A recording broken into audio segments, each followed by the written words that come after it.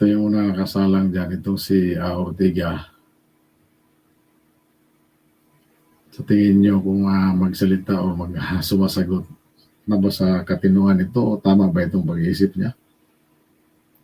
Ako nga po mismo natatakot nung narinig ko po yung mga threat na ganun. So,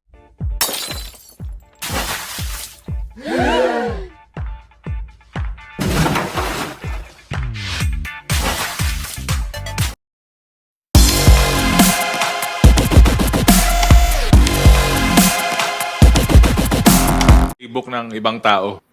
Playbook niya ito kasi siya lang po nagtangkang gumawa na tangkain na patayin ng ating Pangulo, ang First Lady at ang ating Speaker. Ayun. Ayun, Mr. Ortiga, napakabubo itong si Ortiga. Sinabi ba ni, ni BP Sara na, bakit mo sabihin na tinangkaang patayin? Maliwanag masyado yung sinabi ni BP Sara na kung siya ay mamamatay, mayroon na siyang kinakausap na ganun rin ang gagawin kasi alam niya kung sino ang magpapatay sa kanya. Hindi man niya sinabi, sir, na patayin niyo si itong tatlo. Wala mang sinabing ganyan. Alam naman natin na napakinggan niyo yan at naintindihan ninyo, pero iba lang talaga ay ipapalabas niyo.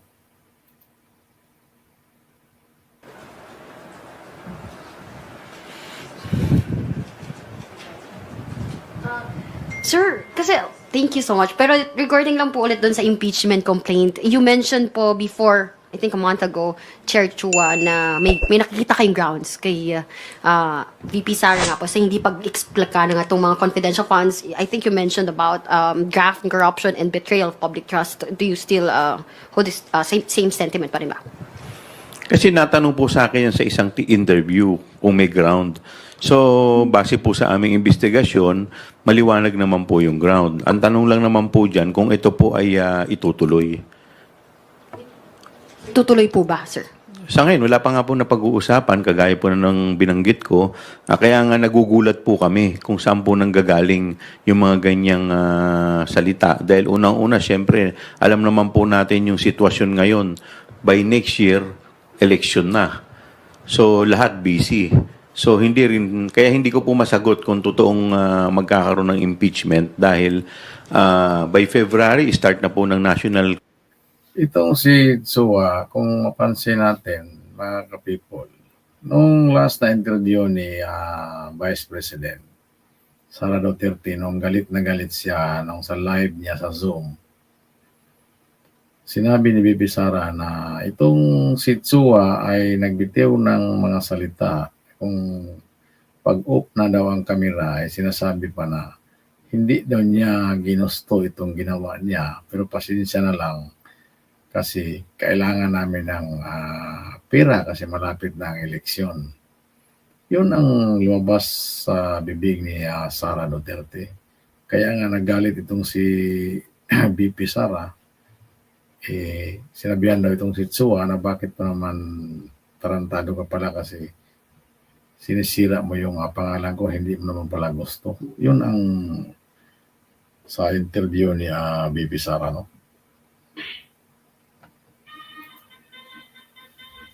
Campaign. By March, start na po ng local campaign. So, yun po ang hindi ko po masagot. Ano po ba ang parang marching order po ni Speaker or ni PBBM? Wala naman po sa amin binabanggit pa as of now Kaya nga po, sinasabi ko po, ito po ay pag-uusapan pa ng mga miyembro kung ano ang magiging laman ng aming committee report. But definitely, magiging laman po niyan ay yung mga batas na amin pong napag-usapan na siguro kailangan maging priority bill po para po maiwasan na po yung mga ganitong klaseng problema in the future. Ang haba ng panahon, Sir, ang haba ng oras na pag-iimbestiga para gumawa ng batas. Ngayon, kung iyan po ay naisang batas na, isang tabi na lang at parang wala na kasi iyon ay may pangalan na sila na nakagawa na ng batas. Pero marami sa isang taon, ilang batas ang nagawa pero hindi naman halos kalahati. Hindi nga nakalahati yung naipatupad ng batas na yan.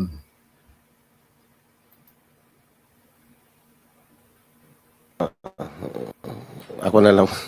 Sir, nakarating na ba sa House leadership yung sinasabing report na mismong si President Marcos? I-quote ko na lang po yung kumalat na mga text messages. In the larger scheme of things, Sarah is unimportant, so please do not file impeachment complaints. It will only distract us from the real work of governance, which is improve the lot of all Filipinos. Ito daw yung message ni Presidente sa House leadership. Actually, hindi ko pa po Ayun, umatras na. Umatras na ang kanilang taga-utos.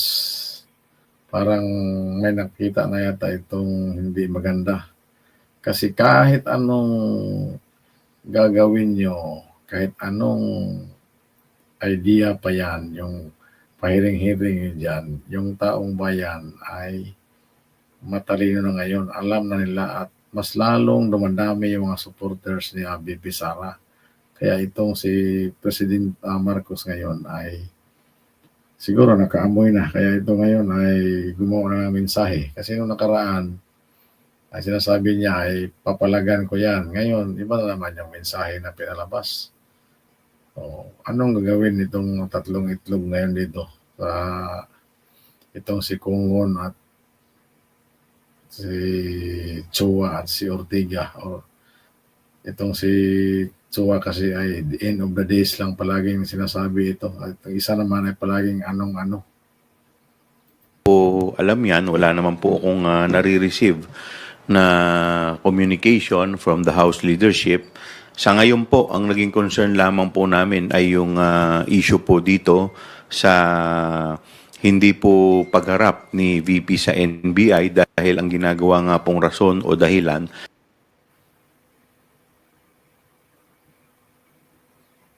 po ay itutuloy.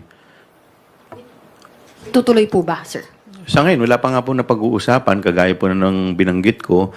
Kaya nga nagugulat po kami kung saan po nanggagaling yung mga ganyang salita. Dahil unang-una, syempre, alam naman po natin yung sitwasyon ngayon. By next year, election na. So, lahat busy. So, kaya hindi ko po masagot kung ano ang magiging laman ng aming committee report. But definitely, magiging laman po niyan ay yung mga batas na amin pong napag-usapan na siguro kailangan maging priority bill po para po maiwasan na po yung mga ganitong klaseng problema in the future. Thank you. Joy Cantos from Filipino Star, you're recognized. Good afternoon po, sir. Sir, the between the President and the Vice President, do you think it could lead to political crisis? Bumabagsak maganda na po yung economy natin. Nagkakaroon na naman po ngayon ng downfall sa investment sa stock market dahil po dyan sa issue na yan. Yung rift siguro, hindi ko alam kung proper word yung rift. Pero definitely, iba naman po yung nag-aaway sa inaaway. So, ang pananaw ko po dito kasi inaaway nila yung Pangulo eh. So, kitang-kita naman po, it's very obvious na sisi dito, sisi dyan. Pero at the end of the day, we all should be accountable for our actions. And as we all know the President, alam naman po natin yung Pangulo, talagang kung pwedeng magtrabaho na lang siya, magtatrabaho na lang po siya para sa ikagaganda ng bansa. Pero syempre, he won't take this sitting down. Anong trabaho ba yan sabi mo, Sir Ortiga? Ano bang proyekto, ano bang mga project ngayon na natapos na sa ating administrasyon na yung mismong galing ng administrasyon ngayong kasalukuyan na project? Hindi yung sa previous na administrasyon na tinapos na lang at yung iba nga hindi pa nga nila itinutuloy. Hindi itinuloy. So ngayon, anong project ba? Kasi paano kayo makagawa ng project na kayo dyan palagi nag-imbestiga? Kinuha niyo ng trabaho ang HUA. kayo na nagtrabaho sa kuha.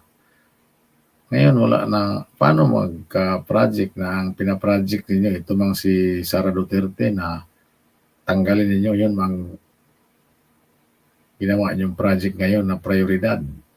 At tapos gabi-gabi, araw-araw kayong gumagasto ng pera sa taong bayan dyan, sa hearing dyan sa Quadcom. Para lang matupad yung project niyo sa pagpaplano i-impeach itong si Vice Presidente. Yeah, dinetet ka po. So, kahit sino po sigurong mamamayan, ganun din po ang response sa nangyari. But again, I think the president is working and he feels na he should be above itong mga nangyayari ngayon, but tao lang po siya. So, kailangan niya pong magtrabaho para nga po, yun nga, masolusyonan pa rin at kung magkaroon man ng kung parang ang tingin ng tao ay political crisis, naka-back up po, saka steady po yung foundation natin, especially po sa ating economic sector. Kitang-kita na yan sa proyekto na ginagawa niyo, pinapalabas yung ilang libo yung flood control na project. Ngayon na tinamaan ng bagyo, lahat ng project na yon ay gumagana. Gumagana ba yan, Sir Ortiga, yung project niyo, project ng administrasyon na flood control? Sana yung oras na ginugugol nyo dyan sa pag-imbestiga na hindi naman yung trabaho yung mag-audit, trabaho ng kuha. Nakapokus lang kayo doon sa dapat tulungan ng mga sambayan ng Pilipino na kailangan ng tulong.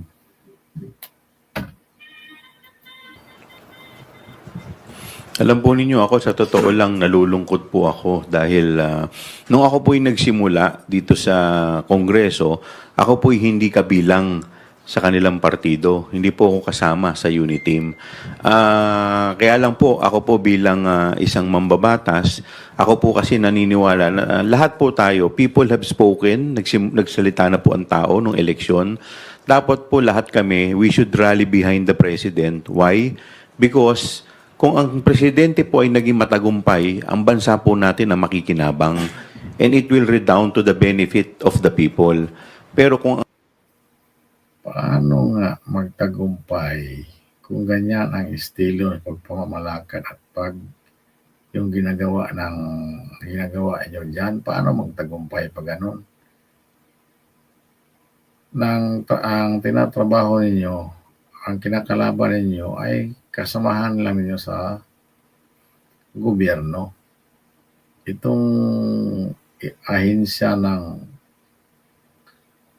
Vice Presidente ay nagtatrabaho sila, dapat kayo rin ay magtatrabaho sa dapat niyong gagawin. Hindi ang tinatrabaho ninyo na tanggalin itong si Sara Duterte at marami kasi kayong plano na hindi na umalis sa pwesto. Kaya yun ang problema sa ating bayan ngayon. Kung sino ang nandyan sa pwesto ay gusto lang hindi umalis.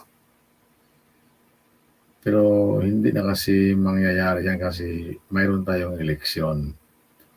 Kung balikan natin, napakaraming problema tungkol sa inaabante sana na charter change sila na tsatsak. Ito lang ay nasilip at ito ay napigilan. Kaya ngayon, doon napigilan yung pagpapirma nila at yung sa baguhin ang konstitusyon. Mayroon silang i-insert doon. Kaya dito naman sila ipinupokus yung pag-imbestiga naman sa Vice Presidente kasi ito ay ilang i-impeach para hindi na makapag-run sa 2028. Ngayon na itong si BP Sara na tumatapang na, lumilipad na yung agila, ay marami nang takot kasi ang tao kasi talaga ay halos kahit saan ka magtanong, Duterte talaga kahit pa ito ay batikusin mo at sisirain, alam talaga ng taong bayan kung saan sila makikinabang at saan sila pupunta, kung sino ang kailang kakampihan.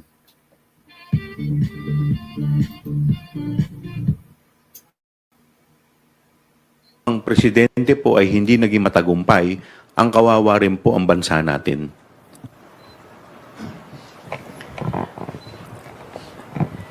Nagsimula lang naman lahat ng kaguluhan na ito noong mangarap ang ating Vice Presidente na maging presidente ng maaga. Nung mangarap ang former president na paupuin yung kanyang anak na maging presidente kaagad. Ito yung sinasabi itong kugon na ito, itong kungon. Napaka imposible itong sinasabi nila na si BP Sara ay nangarap ng maaga. Nagtatrabaho yan si Sara ng maayos at mabuti, tahimik. Bakit Konggon, hindi ka ba nakikinig, hindi mo ka ba narinig ng balita? Siguro masabi natin na ito ngayon ay nangarap na magpresidente kasi alam niya, kawawa. Sa ngayon lang kasi kawawa na kasi yung ating bayang Pilipinas, Konggon. Yung mahirap, lalong naghihirap. Kayo diyan, paupo-upo lang, pakubra-kubra ng atsiki diyan. Kaya masabi mo, tama yan, sinasabi mo na mangarap na maging presidente kasi nakita na talaga niya na walang kakayanan yung namumuno. Kawawa yung taong bayan. Nahihiya siya sa ating bayang Pilipinas kasi from the previous administration, ito ay umangat na sana. Ngayon, bumalik na naman sa baba. Mahirap niyang binitiwan mong salita, Mr. Kumo, na nangarap ng magang presidente. Saan ba galing at saan mo nakuha yung mga ganyang salita? Ang problema kasi natin, pag kayo magsalita dyan sa administrasyon, walang mag-question, walang mag-imbestiga, walang mag-file ng kaso halos. Pero pag sa kabila, sa side ng Duterte, kahit isang words lang ang masabi, marami ang umalma. Sa Kongreso, umalma. Iba sa Senado, umalma. At sinasabihin agad itong Kongreso na paimbestigahan ng NBI, paimbestigahan ng PNP, ng Armed Forces. Anong klase ba?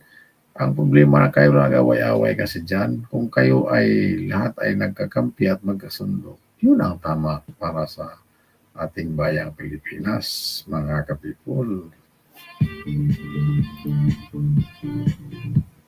Doon naman nagsimula lahat ng ito. Nakita naman natin ng ating presidente, si Presidente BBM, napakamahinahon na leader, napakamahinahon na tao dahil yan yung kanyang personalidad. Hindi pumapatol sa kahit anumang usapin na tingin niya. Ako nga po mismo natatakot. Paano nga pumapatol hindi alam. Sabi nga ni BP Sara na kulang sa kaalaman. Parang hindi presidente daw. Kailangan pa natin magtanong kung sino ba talaga ang tunay na presidente dito. Babae ba o lalaki ba ang presidente natin? Kaya itong si Kungon, yung balikan natin yung sinasabi niya kay Ana, nag-umpisa na lahat ang gulo. Simula nung si BP Sara ay mangarap na magiging presidente na. Mali yung sinasabi nito si Kugon. Ano talaga ito si Kugon. Ayan mga people, maraming salamat sa pagpanood sa ating live stream ngayon at huwag kalimutang i-share ang ating video or kung bago ka pa lang dito sa ating channel, pag-subscribe na rin para sa support ng ating channel at para marami makapanood sa ating mga video na i-upload araw-araw. I-share natin ang ating video para tayo ay updated at malaman natin ang mga araw-araw na balita sa ating bayang Pilipinas ngayon na